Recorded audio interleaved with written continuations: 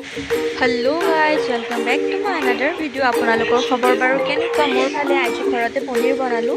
তাৰ বাবে আমি ইয়াতে গাখীৰ আৰু নেমু অকণমান ফাটাই লৈছোঁ গাখীৰখিনি। তাৰপাছত ইয়াত আমি বাতি এটা তেনেদৰে লৈ লৈছোঁ ৰুমালৰ সৈতে।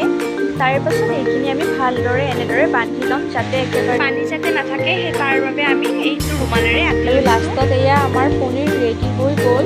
আৰু চাবচোন গাইজ ইমান ধুনীয়াকৈ হৈছে, আপোনালোকক দেখাই দিছোঁ। এয়া দেখিছে আপোনালোকে। আৰু তাৰপাছত আমি শ্বেপটো দি দিছোঁ আৰু আপোনালোকক এবাৰ মই এনেকৈ দেখাই দিছোঁ। আৰু দেখিছে পনীৰটো একেবাৰে ধুনীয়া হৈছে, আপোনালোকে ঘৰত বনাব পাৰিব। তাৰপিছত পনীৰখিনি ভাজি লৈ আমি ইয়াতে আলুখিনি ভাজি ল'লোঁ। ভাজি লোৱাৰ পাছত এতিয়া আমি এই ৰৈ যোৱা তেলখিনিত পাঁচফোৰণ, তেজপাত আৰু পিঁয়াজ আৰু চেনিৰ সৈতে এইখিনি ধুনীয়াকৈ মিক্স কৰি ল'ম। আৰু ইয়াৰে পাছত আমি আদা, নহৰু, বিলাহী আদি সকলোৰে পেষ্টখিনি লৈ কিনে ইয়াতে আমি কেৰাহীটো দি দিম। আৰু এয়া দেখিছে আপোনালোকে এইখিনি দি দিছোঁ আমি।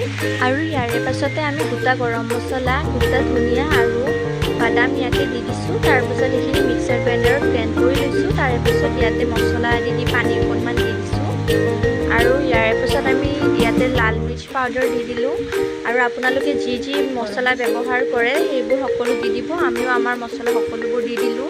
তাৰে পাছত উতল আহিব দিয়াৰ পাছত আমাৰ পনীৰ ৰেডি হৈ গ'ল। আৰু চাওকচোন গাইজ ইমান ধুনীয়া হৈছে আৰু খাবলৈ খুব টেষ্টি হৈছে। আপোনালোকে যদি এনেকৈ ট্ৰাই কৰা নাই তেতিয়াহ'লে প্লিজ ট্ৰাই কৰি চাব। আৰু খাবলৈ বহুত টেষ্টি হৈছিলে। তো আপোনালোকে যদি ভিডিঅ'টো চাই ভাল পালে তেনেহ'লে প্লিজ লাইক, কমেণ্ট আৰু শ্বেয়াৰ কৰি দিব। আৰু ভিডিঅ'টো এডিট কৰোঁতে বৰষুণ আহি আছে, সেয়েহে ভইচটো ইমান ভালকৈ নাহিব পাৰে, আপোনালোকে বেয়া নাপাব দেই। আপোনালোকে যদি ভিডিঅ'টো ভাল পালে তেতিয়াহ'লে প্লিজ লাইক কৰি দিব। আৰু মোৰ চেনেলটো যদি ছাবস্ক্ৰাইব কৰা নাই তেতিয়াহ'লে ছাবস্ক্ৰাইব কৰি দিব। আজিলৈ বাই দেই বন্ধু বান্ধৱীসকল।